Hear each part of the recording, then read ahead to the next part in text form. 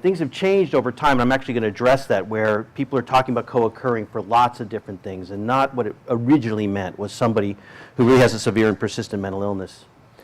And this idea of readiness, when the client says so, is basically the idea that maybe we're not really doing the right kinds of treatment for these folks, and that what we should be doing is doing as much work as possible keeping them in the community. That community and being connected to your community and your sense of purpose and meaning in life are actually medicine for addiction, and that when we're removing people from the community, ostracizing them, labeling them, that we're actually maybe doing them harm and contributing to some of the pain that goes on for them when that then causes the addiction. So that's the idea of readiness, is that maybe we can create teams that actually when a person wants to go back to work or school, we're not telling them you need to wait until you're more sober to do that, that we're going to move on that quickly. When they want to have a romantic relationship, that we're sticking with them, that you have these teams around the person. So they can't do it on their own, but they could do it with a group of people helping them. That's the idea behind this thing called IDDT, which is the model that I'll be talking about. And that's integrated dual disorder treatment. So it's really kind of the evidence-based best practice, like I said, from SAMHSA about this. And I'm really going to talk about this as the ultimate whole person approach. And so I am going to talk about other whole person approaches as I go along. And I'm going to kind of address this other element that's missing in a lot of whole person approaches, which is the element of the person's social being. And I'm going to make this interesting, I promise. It's just too late in the day. So this is not going to be a talk that just sort of goes through what this kind of program is. It's going to try, someone said thank you? I'm already off to a good start. That feels so good. So I really am not going to spend a lot of time kind of like describing this, because it doesn't take a lot of time to describe. But if I can spend a lot of time talking about kind of the meaning behind it, why it's there, why I feel it's important, I might get at some very interesting ideas. I might also completely fail at this. But I might get at these ideas of what it means when we really talk about dual diagnosis, what that thing is, and I might help all of us think about, are we always making the right choice when we're removing people from their communities for treatment, instead of thinking about how we treat people in the community? We have a strange process in the United States where we spend a significant amount of resources removing people from the very challenges of community life and spending all the resources there, and then when they return to the community, they might get an IOP and they might get a sober coach, but they're not getting a full intensive service. And that's especially important for people with psychiatric issues. But IDDT teams do most of their work on an outreach basis. And they have psychiatrists on the team who are directly involved with the team. They're multidisciplinary teams that are meeting every day. It is not a kind of service that you time. In other words, you say you're done with the service at this point and you move to another service. You stick with the person throughout their recovery, so you're maintaining the relationship. And you focus on people fulfilling their dreams, fulfilling what they think is their purpose. That is part of the treatment. That going to work is as important as going to a group in an IOP. Going to work really is the thing that they think is the thing that's sort of the best chance for sobriety, is helping that person kind of return to their social role. Now here's where things get a little fun, I hope, in this talk, which is that I'm trained both as a psychotherapist and a sociologist. And so my mind tends to flip back and forth between the large and the small. Sadly for you, I've also discovered Prezi, which is this software which lets me go large and small all the time. So I hope none of you get seasick in this talk. I always use Saul Berenson to represent me when I give a talk, because I'm a little embarrassed putting my own picture up there.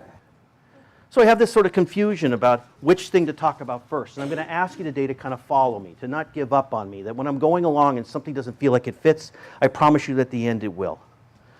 I think it's very important, actually, for us to not just talk about sort of specific minutia without talking about larger social issues around the person. And where did I get that from? My original research was actually on the AIDS memorial quilt. Do people remember that? Mm-hmm. It's still around, but it was a big deal during the AIDS epidemic. And it was this massive quilt that they would unravel in front of the Capitol. It was a massive political statement about all those lives lost. But within that quilt, it was like an art museum. So there was a little smaller, too. It wasn't just big. It was a place to witness this piece of art. But within that art museum, it was a cemetery. It was a cemetery for people who actually weren't allowed kind of the sacred right to move from the living to the dead. So it was that minute. But it was even more minute than that. The panels were filled with little tiny objects. The fact that the panels were so small and intricate didn't hurt understanding the political thing, right? It actually helped it. Understanding that all these intricate lives were lost because of this epidemic didn't hurt the large, and the large didn't hurt the small. Understanding that this person's life was connected to a whole is understanding that they're holy. They're connected to something bigger. And so in this talk today, I'm hoping I can do that with you, and I'm hoping you'll be patient with me, that we'll walk through this and we'll talk about large issues affecting people that are dually diagnosed. We're actually going to also talk about kind of narratives about addiction that we use in our treatments, and then we're going to talk about the minutia, the small experience of having a psychiatric issue and engaging in addictive behavior. So I'm going to give you a few concepts before we move on. This is a guy named Michel Foucault. He actually died of AIDS. He's also a cool-looking guy. He was a French philosopher and sociologist. And he represents something that most of us sociologists believe, is that an idea doesn't exist on its own. That it's not like the sky is blue. That when we come up with an idea for human behavior, we're actually coming up with a narrative. We're coming up with a story. And there's all kinds of things implied in that story. And sometimes that story is liberating, and sometimes that story is actually a story of power. The best example, and the example I'm going to keep talking about today, is the disease model of addiction. There's evidence that there's a disease in some ways. Not everybody suffers from that disease. Lots of people in treatment aren't suffering from that disease. But it is a resistant model because it liberates people from stigma, right? It's a disease. It's not a moral choice. But it's also very controlling of people. Once you start talking about a person as diseased, you really are talking about them as someone who needs to comply with treatment, and that they're doing something immoral when they don't. And that's what Foucault called the clinical gaze.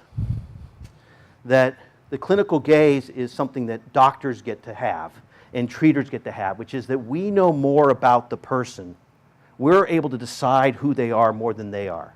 You are an addict, you're in denial, you're schizophrenic, you don't know you are, we know you are, and we're able to label you. That is a very powerful thing.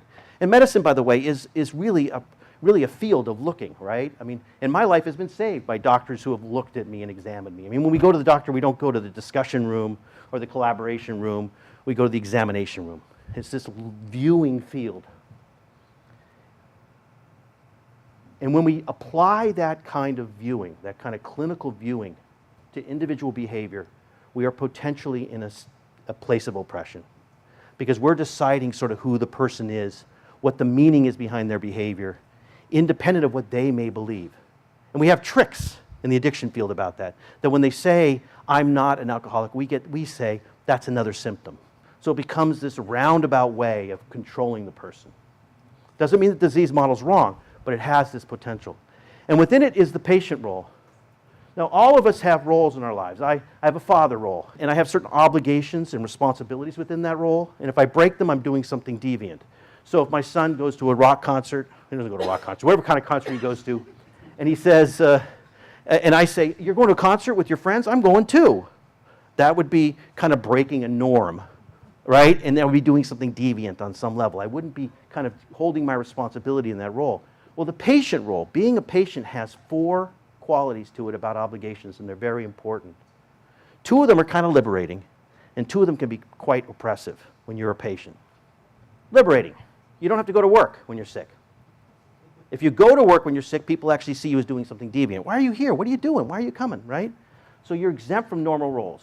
You can go to a treatment center when you're sick, and people won't expect you to come back until you're well. You're not responsible for your condition. That's another liberating potential thing, that I didn't make this happen, I have a disease, right? So you're not responsible for the condition. But there are other qualities that are a little more oppressive. One is you should try to get well. If you're not trying to get well, you're doing something deviant. So if you don't go to work and you go skiing instead, you're actually kind of breaking the rules. But if someone says to you, you need to get into addiction treatment, and you say, I don't think I need to, you're breaking that rule too, because you should try to get well. You need to get back to becoming a contributing member of society. And if you're not, you're doing something immoral if you say you don't want that treatment. Even though we know lots of addiction treatment doesn't work, and even though we know lots of people get well without going into treatment. You need to cooperate with professionals. If you don't cooperate with professionals, you're doing something wrong. It's the same story, right? that I'm telling you, you need to do this, you need to do that, you need to go to this group on Wednesday, and I tell you that group bores me, I don't listen to that group. And if I don't go, I'm saying to you, you're closer to using because you didn't go to that group, right? You're doing something deviant because you're supposed to follow the recommendations of professionals. What does this have to do with dual diagnosis? We'll get there. But these are the little pieces, the little panels within this quilt I want you to know about as we go along. And they're going to be important as we go along. And there's one other area that drives us sociologists absolutely crazy. And it fits within all of these things. You know how people are now talking about not what is wrong, but what happened? You know about this? It's a movement within mental health. It's a movement in the trauma world. Not what is wrong, what happened. These are important distinctions. And reductionism is where you don't look at what happened. And you see everything as a trait. And you don't understand the person's state. Where are they in the world? What's around them? Right? And it's a fallacy. Because most often, at least in my own life, my emotional life is not really percolating because of some trait. It's my traits in relationship to whatever happened to me during the day. It's a trait and a state.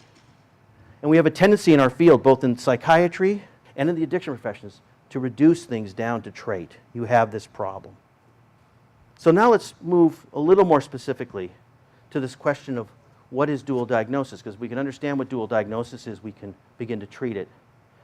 And so what I did is I actually went on Google, or as I like to call it, the Google, and I punched in dual diagnosis.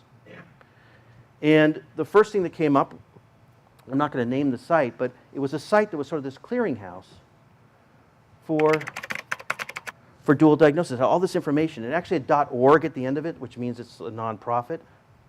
And so I started looking at this site to try to figure out, what do people mean when they say dual diagnosis? And there were some interesting things on the site, but there were also some strange things. There was stuff about ADD and bipolar without any conversation about how they're related to dual diagnosis. There were these kind of things that felt kind of thrown in there. So I decided I would kind of move forward with this site, try to get more answers. And it turns out that there's a chat button. So I decided to go undercover. And I'm a very inventive person. So my name's Ross, and I decided I'd name my character Rob. I went undercover. I wanted to see, so what can this person tell me on this site that is there to give us information about what this thing is, dual diagnosis?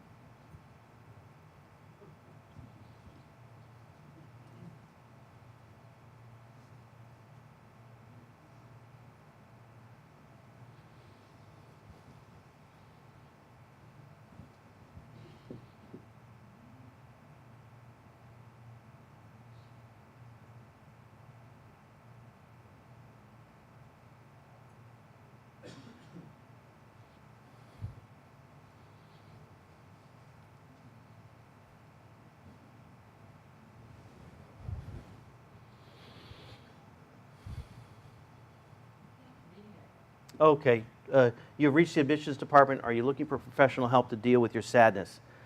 And this is me. Oh, this is really confusing, but I think I might need your help. Your web page is da-da-da. So I thought this was a place for info. What kind of help do you suggest? We are a drug and alcohol recovery program. Are you looking for help as in entering a treatment program for professional help? Yes, I think so. So do I need dual diagnosis treatment? More than likely, if you feel sad, depression, anxiety, etc., and you also drink alcohol on a regular basis to cope, you may need to enter treatment for help.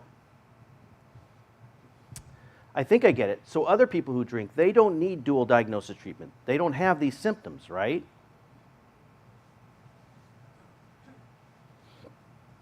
I don't understand what you're asking. Most people that are struggling with alcohol are also struggling with mental health issues. Please don't be concerned about dual diagnosis. It's really just a program that you can get help for, both alcohol and sadness, depression. Oh, okay, that helps. So the idea of dual diagnosis isn't really a big deal, right? I should just focus on getting help for the drinking, I think you're saying.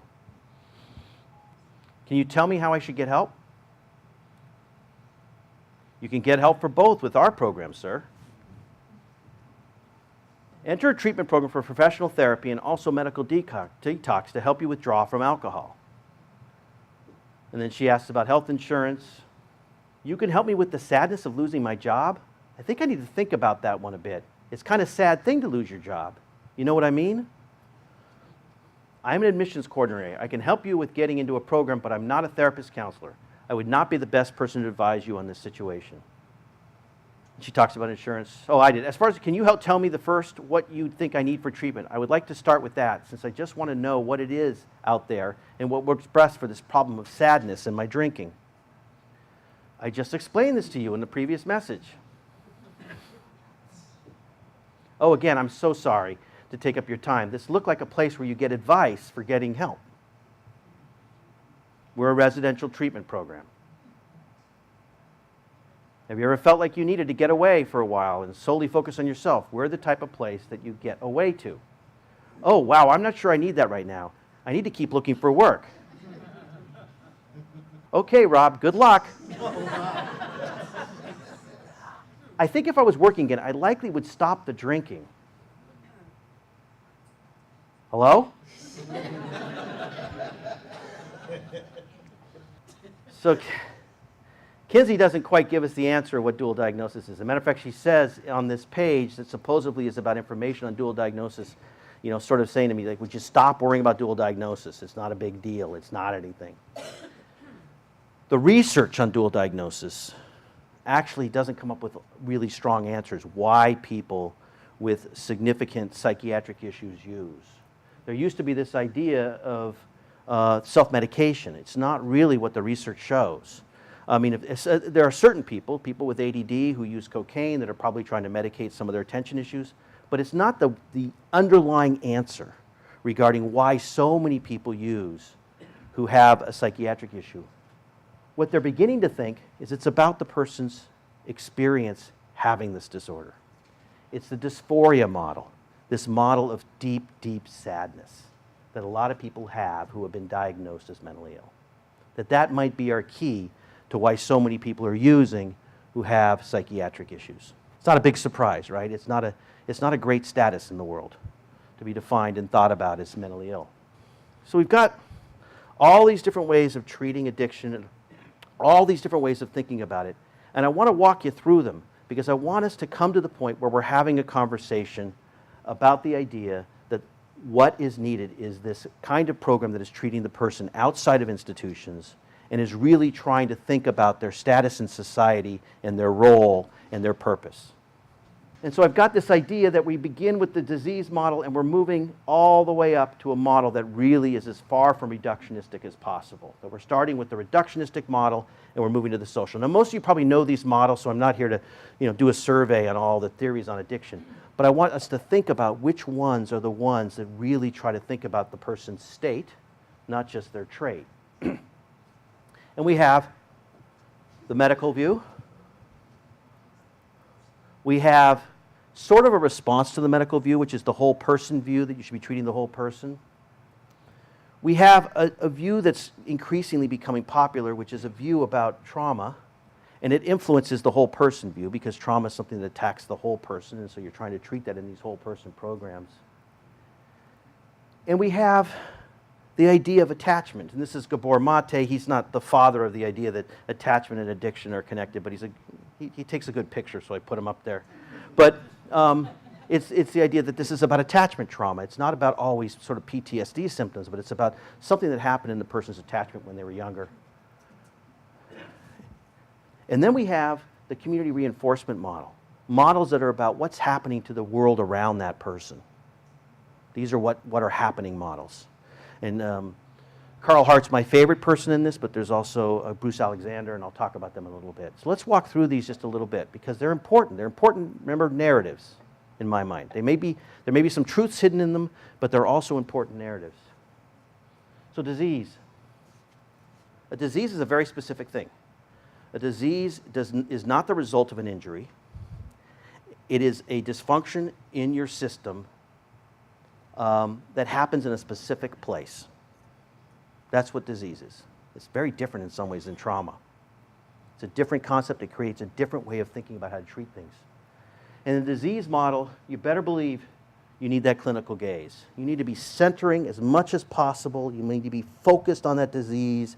And you need to figure out how strong that disease is in the person or how weak it is and how to intervene. And so you need to reduce things. You need to make things as small as possible. You need to get away all the noise so that you can get at this disease and take it out of the person. It's like surgical, right? And you need the person to behave as much like a patient as possible. They really have to kind of follow your treatment protocols to remove this disease. That's sort of the outcome in some ways of a disease model. Trauma is a different story. Trauma is about an injury or damage to the organism that is causing dysfunction. It's very different. It's a much more what is happening or what happened model than it is a what is wrong model. You still have this gaze, but you're going to be trying as hard as you can to also build a collaborative relationship with the person. And there are programs out there that are trauma programs that also sort of can use that gaze in a way that's hurtful to the person because you're telling the person, even if they don't feel like they've had trauma, that they've had trauma. Mate, in a talk he gave at our program, said that basically anybody who's drinking has had trauma. And that's absurd to me. In other words, he's turning things up on its head. He's saying, if you're drinking, you are expressing the response to trauma. That's the kind of clinical gaze. That's a judgment without the person having control over their definition. And you're going to have a focus on the person as a patient, someone you're helping, and they need to kind of follow that patient role. But it's definitely a model that's more about what happened and what's happening than what is wrong. And because of that, in my mind, it's a more liberating model. It has the greater chance to help a person change. Does people know about the ACE study? I'm going to assume some people don't. So ACE study is an adverse childhood event, and they've done massive research on this through the Kaiser system in California, thousands and thousands of people, and they basically discovered that some sort of adverse childhood event has basically lowers a person's lifespan. It has major economic effects on their ability to work. It causes all kinds of dysfunction. That these events, which are basically these kind of profound traumas in a person's life, can basically kill you, mostly because of cortisol in your system, because you live a life of stress. And they believe that a significant amount of addictive behavior is the result of adverse childhood events. This is what's coming out of this research.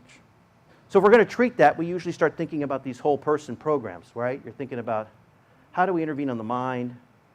How do we figure out a way to help the person with the body? And how do we help the person with the spirit? That's kind of the general way we think in some ways about how we help someone with trauma. And then there's this idea of attachment trauma, attachments. It's a little less known. And for the purposes of this talk, I'm going to get a little bit deeper into it than the other ones. It will help us later on. It's one of these panels again that I'm hoping you can hold on to for later.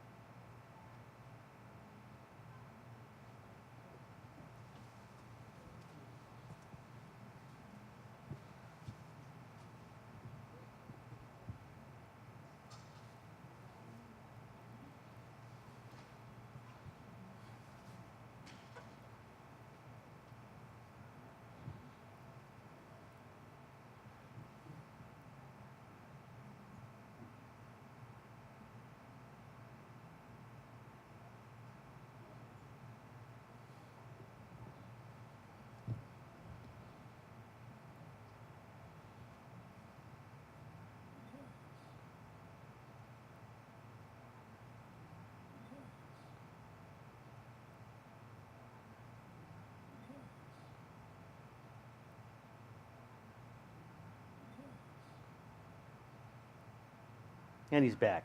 That's an attachment state, not a trait, right? He's having these profound attachment experiences. If the mother kept that up for a month, he would start developing attachment traits. He would start struggling with how to deal with her. He would probably turn his head when she came in the room and not really interact with her. And what we know is that the same parts of our bodies and our brains that respond to attachment are the same parts of our brains that respond to drugs and alcohol. This right here, the purple in there, is everywhere that drugs and alcohol affect us and everywhere that attachment affects us. These are the dopamine and opiate systems, the natural systems in our body that are activated when we're close to somebody and we're attached. And they're exactly the same as where drugs and alcohol and addictive behavior hit, except for two areas, and those are only attachment. So everywhere that alcohol hits, attachment hits. I'm not going to go through all this research, but basically these prairie voles, they're such, I feel so bad for these animals because they're these animals that are able to develop these very strong relationships, these pairings. And because of that, they get studied all the time. It's like no good deed goes unpunished. You can lower their grief, because they grieve when one of them dies, by giving them non-sedative opiates. Goats that cry for their mothers, you can lower that crying by giving them non-sedative opiates. You can raise it. It's like a volume control. You can raise it by giving it, right? There's all kinds of rats are not naturally necessarily maternal, but once dopamine's flying in their system, they become maternal. These are the chemicals of attachment. Apes preen way too much compared to what we think they're doing, which is getting rid of bugs. That's because they're not actually, that's not what they're doing. They're lowering their stress. They're lowering their cortisol through oxytocin. So oxytocin is a hormone that women release when they have babies, but it's also something we release when we have sex, especially with a romantic partner. It's released when we hug. In laboratory experiments with adults, with Americans, with humans, people trust more. They're willing to leave their wallet on a desk. I mean, I kind of think of it as a stupid hormone because they're willing to do all kinds of things that I wouldn't do, but they're willing to kind of divulge more about themselves. They're willing to get closer to people. So it's this hormone, and it comes from physical contact, and it comes from attachment. And so when people talk about this issue of attachment, they're sort of talking about this glass, and that's the homeostasis. That's where we should be when we're attached. And when we're not attached, all these chemicals aren't in our system. And so then we're in this place of stress, powerful, powerful stress. And if you can't find attachment, there's an alternative to get you up to some version of that glass, and that's addictive behavior in drugs and alcohol. We're basically replacing those opiates that are missing because we can't produce those things on our own. We have to be connected to somebody. I'm going to show you a brief video of some animals that have a high level of opiates and endorphins in their system, and dopamine in their system. So it's just this high level, and I thought I'd just give you an example of what this is like, what this looks like when an animal has all these things going on inside its body.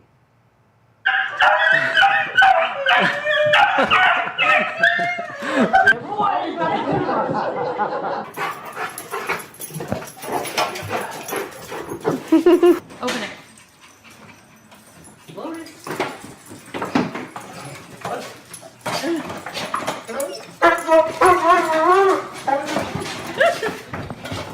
Hey, it's not crazy!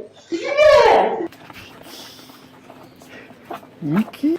Oh, Zoe.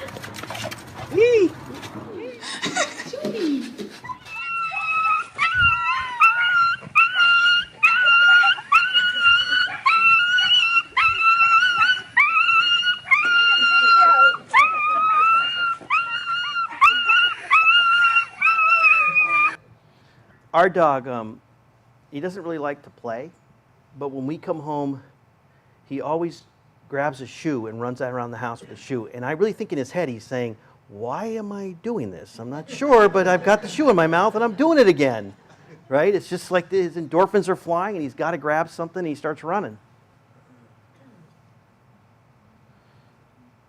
So I think we can say that both the trauma ideas and the idea of attachment trauma and adverse attachment events are a what happened or even what is happening kind of a theory. It's less reduced.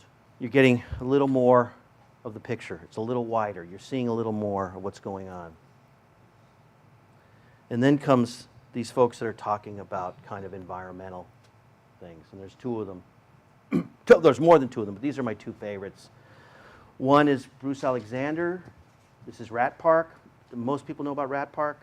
It's really sad because they're still doing experiments like this. The original experiments on addiction, they would give rats an opiate-laced water and non-opiate-laced water, and the rats would take the opiate-laced water until they died. And this was the example of the chemical hook. But these rats were in isolation, and rats are highly social animals. So it's no different than going to someone in solitary confinement and offering them opiate-laced water and non-opiate-laced water. It's not different. They're just as social as we are. And so Bruce Alexander created these rat parks. And these were these parks where the rats could actually go and have fun.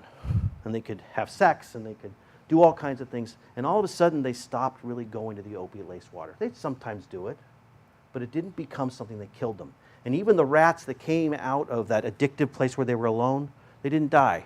They'd go over to the water, but they didn't die. And for Alexander, what that's about is that communities where there's not a lot of connection are communities where we see a lot of addiction. And that's why he talks about the globalization of addiction. You know, we used to talk about addiction as an urban disease. Well, it's now becoming a rural disease. But it's becoming a rural disease in these rural areas that are kind of desperate and empty, right? Carl Hart really is a master of this thing I've been trying to talk about the grand and the big and the specific. He begins with the grand, which is that he grew up on the impoverished streets of Florida. And he really makes a very strong argument that the crack epidemic did not create the dysfunction in these communities. That these communities had no opportunity, no choice on how to build a life, no economic opportunity, no reinforcers for behavior for moving forward because they were so impoverished because of policies.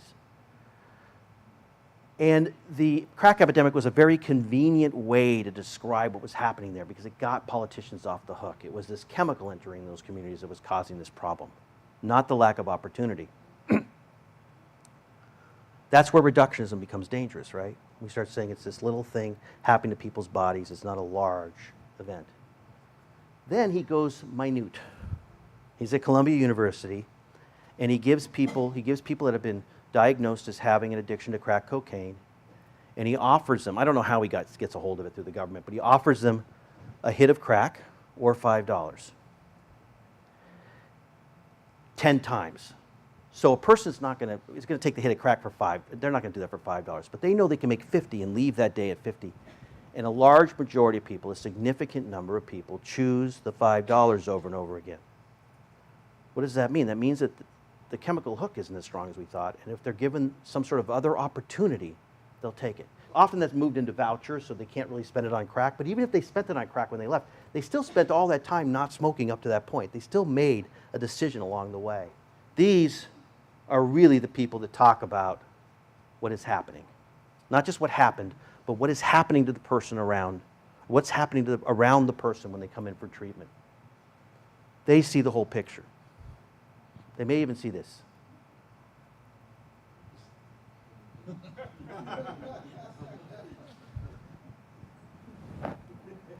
Now, can we have a disease model and a model that says, let's look at what's happening to the person? We actually can. We can learn a lot from cardiology. Cardiologists are very aware that isolation ties with cholesterol and smoking for heart disease. Not that isolated people eat more cholesterol. Isolation itself, the event of isolation, can predict a heart attack just as well as eating lots of cholesterol. And they're concerned about it. If they're any good, they're concerned about it. They're concerned about where is this person returning? What are their supports? What's around them? And we should be doing the same thing even if we believe that this is a disease of the brain. People are more willing to engage in treatment, more willing to get help when they have lots of support around them. So we should always be thinking about sort of what's around the individual. I want to talk a little bit more about the mind, but then I want to talk about body and spirit a little bit in these models that talk about themselves as whole person. That's about 150 people. 150 people is what's called the Dunbar's number. Dunbar's number is the amount of people you can hold in your brain, the amount of people you kind of know. That can be the clerk at Trader Joe's and your mom. It's like anybody that you kind of hold in your brain is the Dunbar's number. And human beings are able to do that about 150 times. We're able to kind of hold 150 people in our head. Apes can only do it about 40 people. And look at the difference in the size of the brain. The neocortex, the neo, meaning newest, it's the newest invention in the animal kingdom, is basically built for us to be social. So when we talk about the brain as this thing that's addicted by disease, we have to talk about it as a social organ, because that's what it is. The human brain, without that, you're a lizard. This is the part of the brain that helps you imagine another person's experience, helps you use language, helps you describe your own experience. The neocortex is basically the thing that got us to survive because it got us to work together. And so the brain is not ever separate from our social experience. And so whenever we talk about a diseased brain, we've got to be thinking about what's happening to the person socially. I'm going to show you the results of an experiment. These are two women that went through this experiment, and you'll notice how distressing this experiment was for them. Okay, that I'm part of an experiment, and this is supposed to teach me something, but really, how I feel is pissed off. I felt a little lost because we had all gone into this on the same level. And here they were developing their own thing, and I was just left aside. I thought, okay, this is a joke, or they've got something against me, or I'm throwing too hard. Okay, so clearly they've been distressed by some kind of major event, but remarkably something else is going on. They're on an fMRI machine when they do this experiment, and the part of the brain that responds to pain is all lit up without being touched by anybody, without being in physical pain. Compared to John, who's actually in physical pain, the same area is lit up as if they're in excruciating pain. So that's got to be a really profound experiment to actually get to the part of the brain that feels pain, right? Right? Without touching the person. Here's the experiment. Basically, that's their hand down there, and they're throwing a ball to two other people. They think it's two other people, but it's actually a computer program. There's no two other people. And they throw the ball, and the people throw the ball back to them. But slowly those people start throwing the ball only to themselves. And that, right there, induces an extreme experience of distress and pain in people who do this experiment. Now, remarkably, the guy that invented this experiment, Kipling Williams, now tells people, you're actually playing a computer. There are no two people. The same part of their brain still lights up, still just as much. Because the brain is so ready to be ostracized. Ostracism is our biggest concern because we are this collaborative animal. We do not want to be left behind by the tribe, right? By the group. It's fundamental to our evolution that we become these collaborative animals, and pain is our warning signal. Being on the outside causes all kinds of stress and distress. Isolation also does. Loneliness and isolation. So does a lack of social support. And so does a lack of purpose. When you're intensely lonely, you become paranoid, and you actually lose the ability to imagine the experience of other people. You also lose the capacity to remember as well or learn. That it has that effect on the brain. When you lack social support, it actually messes with your perceptions. So two people walking on a college campus and they see a hill, will see that hill as accurately steep compared to one person walking across a college campus who will see it as steeper than it is. Okay, and there's all kinds of research about this, that your perception gets messed up when you don't have the right kind of social support. There's an experiment where a guy, he's actually my cousin, and this will say something about my family, he has a tarantula in a plexiglass box in front of a person, and if a person only thinks about a time when they had negative social support, just thinks about it, they think that tarantula is closer to them than the person who thinks about a time when they had positive social support. So our perceptions get all messed up when we don't have social support. Our perceptions about challenges and about threats. And you're not able to experience other people as well. You lose that capacity to what we call mentalize, to think about the experience of another. That might be why, I don't know why this is so dark, why substance abuse programs, why recovery is sort of dependent on social support, that people are more able to recover when they have good social support. That's what the research shows. Lack of purpose has all kinds of psychological effects on people. It affects their motivation, it affects their grit, it affects their ability to handle novel situations, it affects their efficiency. All right, I know this in myself, that if I wake up on a Sunday morning and I got nothing going on in that day, I'm less likely to get things done than if the day was busy and it was purposeful, right? Well, what's that like if you have no purpose, if all that purpose is gone? If you know that this is Sunday, but Monday nothing's happening, and Tuesdays nothing's happening. It has a very dangerous effect on a person's psychology to not have purpose. That might be why these new therapeutic workplaces are having some really significant effect on sobriety, sometimes stronger than IOPs. These places where you have to sort of give a urine to work, but then you're working during the day. Let's talk about the body a little bit. As I said, loneliness has profound effect on the body. It affects your immune system, it affects your arteries, and mostly because of cortisol. It has all these effects. And it, like I said, it ties with smoking and cholesterol for heart disease.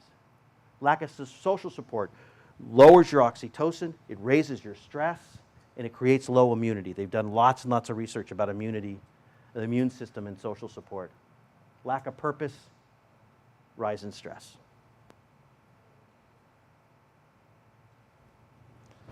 So our connections can actually, our lack of connections can actually kill us and can affect our bodies in ways that put us in significant danger.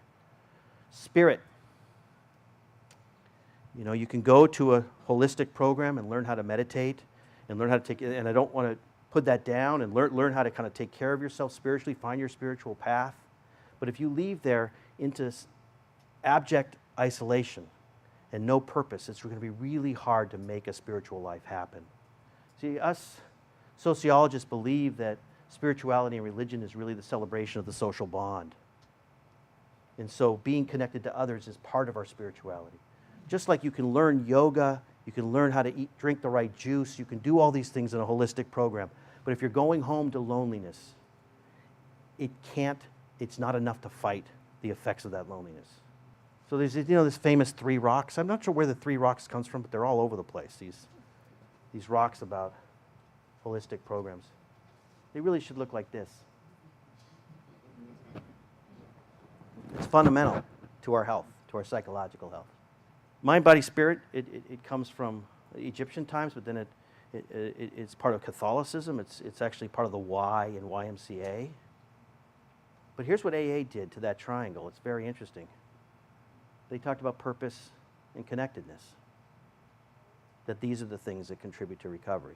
Remarkably, when we're in these places as adults, without ever having attachment issues in our childhood, not having these attachment traits, when we're in this state in adulthood with these bad experiences happening to us socially, it mimics that triangle from the ACE study. Our life expectancy goes down, we behave in ways that are less productive, we have greater chance of use. So I have a name for that. It's adverse adult experience. It doesn't spell anything except maybe, I guess what Fonzie used to say, right? But that's about it. It doesn't. But if we think about adverse adult experience, that when you remove people from the world, when they don't have their social connections, when they don't have their social role and purpose, how are we doing as treaters? When we force people into treatment, when we think that the best treatment is always sequestered somewhere at a destination far from their community, when we see sobriety as the only target, not the person's purpose, and the sobriety's in the way. And when we focus on readiness, in other words, we tell people they can't have the medicine of social contact and purpose and role until they get well. Right? You're not ready yet to do these things. And we have this crazy system where the most intensive service happens where the least challenges are, and not where the events are happening in the community for the person. So I would say, how are we doing? I would say not well, actually. And the research sort of shows it, right? That we keep talking about this being a difficult disease without saying, well, maybe it's a difficult disease, but maybe we haven't figured out the right ways to treat it. So what does this have to do with dual diagnosis? Not just addiction, but dual diagnosis. Very early into being in the hospital, literally within a day, I was diagnosed with schizophrenia, undifferentiated type, with paranoid features. And that became the diagnosis, and that diagnosis took on what I call a master status in terms of my identity. The fact that I was Pat, the fact that there were many aspects to who I was as a person became absolutely irrelevant once I held this label, this diagnosis. What mattered was that I was a quote-unquote schizophrenic. In other words, my humanity seemed to others to be quite secondary. So the fact that I had friends, the fact that I was a good athlete, none of this seemed to matter. It was like wearing a scarlet letter in big neon lights. This is a disease, not a person. This is a disorder, not a person.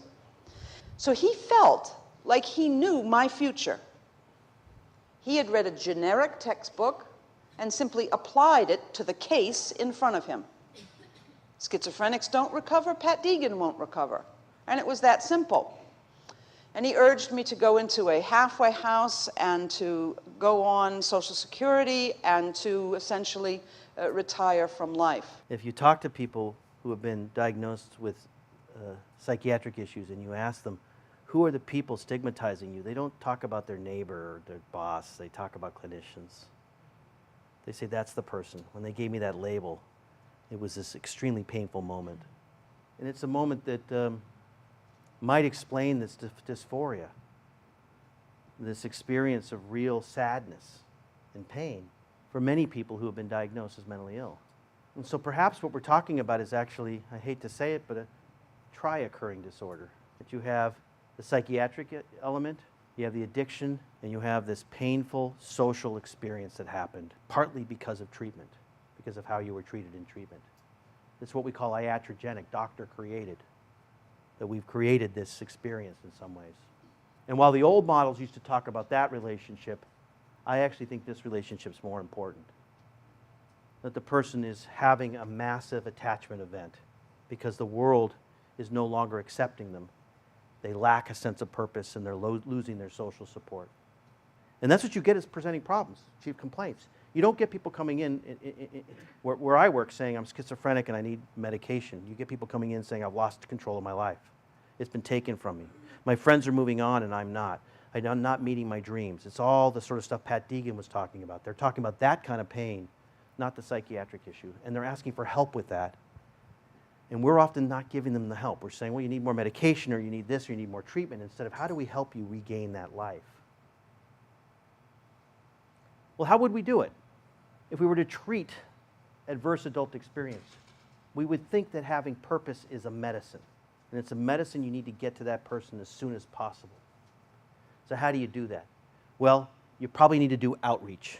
You can't be doing that in an office. You can't be having conversations about it. It may be walking with them door to door as they drop off their resumes at different Starbucks or something. And it may be once they have that job, checking in with them during their lunch breaks and helping them with that experience then. So it's not as if they can just go and get purpose. You've got to be supporting them.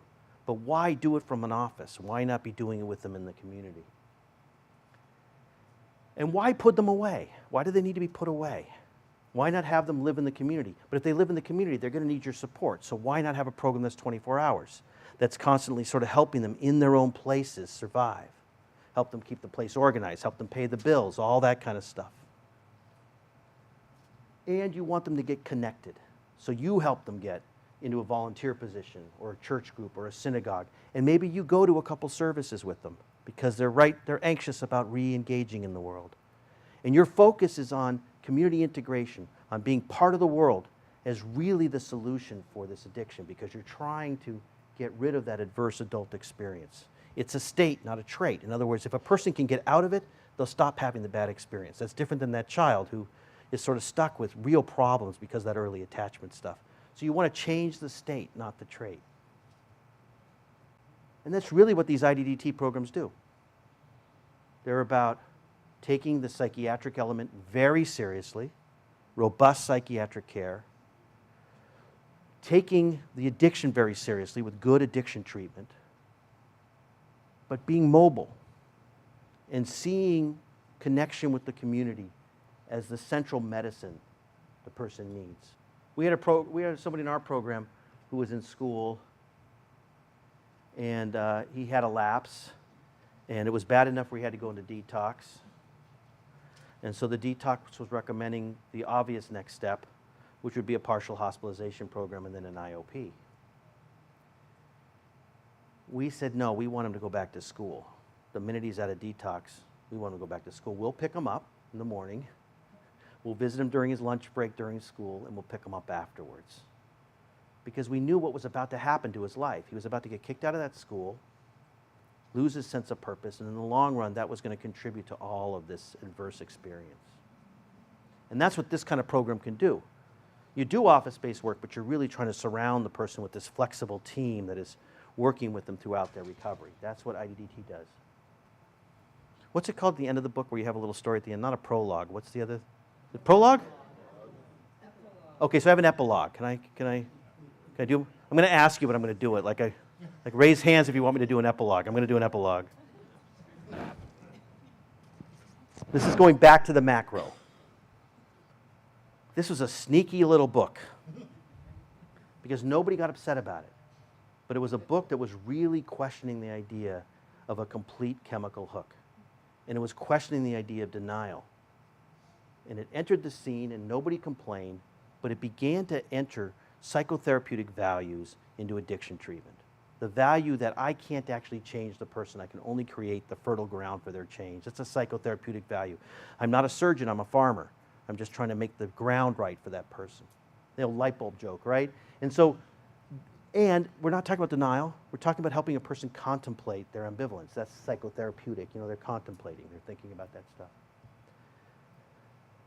And along the way to now, we also have these attachment trauma ideas and the trauma ideas. This is to the left. And this idea of environmental reinforcement. And yet the disease model still sits there strongly, and maybe appropriately so in some ways. Right?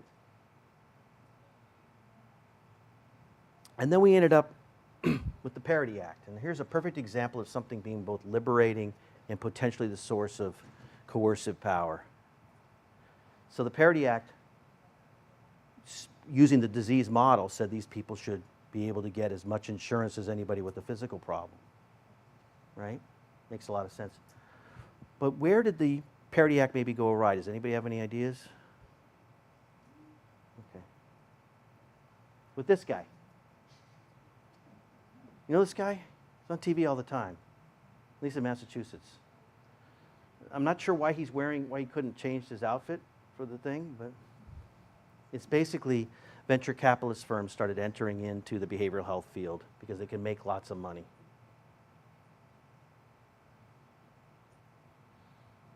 This is from a Bain Capital board meeting where somebody said that the opiate epidemic represents a favorable industry tailwind. And so these venture capitalist firms are buying up company after company, and they're losing the story.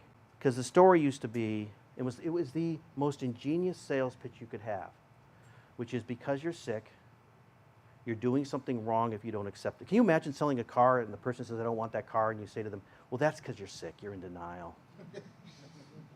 And then your parents come over and they say, you know, I don't really want you to get that car.